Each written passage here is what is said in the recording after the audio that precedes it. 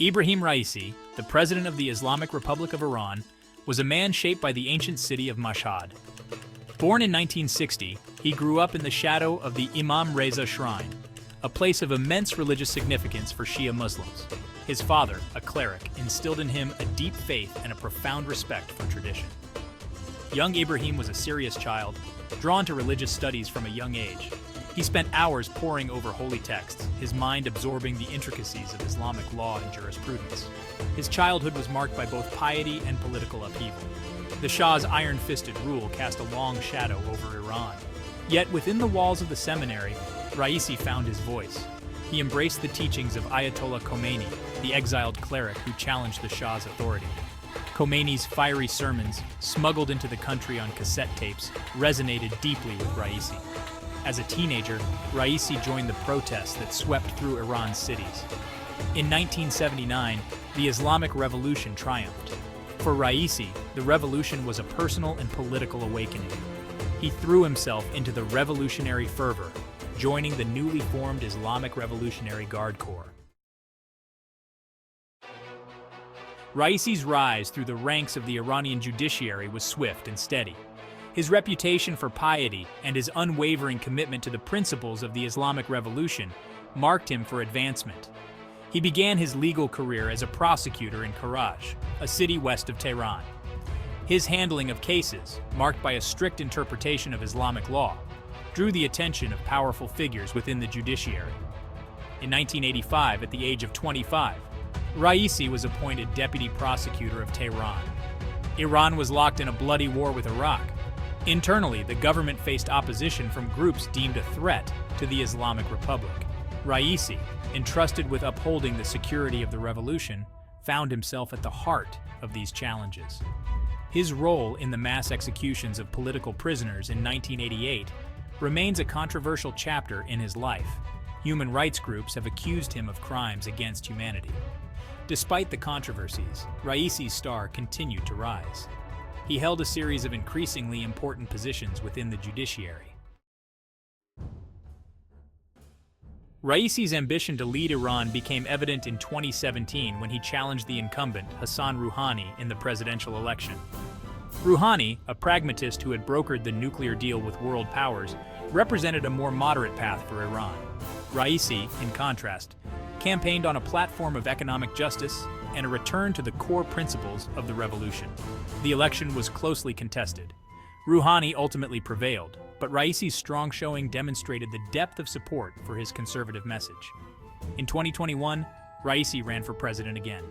This time, the political landscape had shifted in his favor. The nuclear deal was unraveling. The economy was struggling under the weight of U.S. sanctions. And Rouhani was constitutionally barred from seeking a third term. Raisi, now a seasoned politician, ran a disciplined campaign, emphasizing his commitment to fighting corruption and improving the lives of ordinary Iranians. His victory, though widely anticipated, was decisive.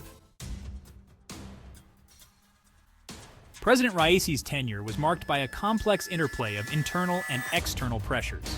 The Iranian economy, battered by decades of sanctions and mismanagement, struggled to gain traction. Inflation soared, the currency plummeted, and unemployment remained stubbornly high. Popular discontent simmered, occasionally boiling over into street protests. On the international stage, Raisi adopted a more assertive posture. He denounced the United States as an unreliable negotiating partner and vowed to resist what he called maximum pressure sanctions. Nuclear talks stalled, and tensions with Israel escalated. Domestically, Raisi faced criticism from both ends of the political spectrum. Reformists accused him of authoritarianism, pointing to his crackdown on dissent and his close ties to the powerful Islamic Revolutionary Guard Corps. Hardliners, meanwhile, grew impatient with the slow pace of economic progress and urged him to take a tougher stance against the West. The crisp mountain air of the Alborz Mountains held a deceptive calmness. President Raisi, accompanied by a small entourage of aides and security personnel, was en route to a public engagement in the city of Amol. The presidential helicopter, a Russian-made Mil-Mi-17, lifted off from the grounds of the Sadabad complex in northern Tehran. The roar of its engines echoed across the sprawling metropolis as it climbed into the azure sky. Below, the bustling streets of the capital receded from view, replaced by a tapestry of rooftops and minarets. The flight proceeded smoothly at first. Inside, President Raisi, a man of deep faith and austere habits, was likely absorbed in his official papers or perhaps engaged in quiet conversation with his aides. As the helicopter approached the mountainous terrain north of Tehran, the weather took a sudden turn. A thick fog descended upon the Alborz Mountains, enveloping the peaks in an eerie white shroud. The news of President Raisi's death sent shockwaves through Iran and reverberated across the globe. The initial reports were sketchy, piecing together the fragmented narrative of the helicopter crash. The nation mourned, united in grief and disbelief. Yet as the fog that shrouded the Alborz Mountains began to dissipate, questions lingered. Rumors swirled through the bazaars and tea houses of Tehran. Some whispered of sabotage, pointing to the long history of political intrigue and shadowy power struggles within the Islamic Republic. The official investigation, shrouded in secrecy, did little to quell the speculation. The government's initial findings pointed to pilot error, blaming the crash on poor visibility and the challenging mountainous terrain. However, critics questioned the thoroughness of the investigation, alleging a cover-up to protect powerful interests. Ebrahim Raisi's legacy is a complex and contested one. His supporters remember him as a pious and principled leader, a staunch defender of the Islamic Revolution who stood up to the West and sought to restore Iran's rightful place on the world stage.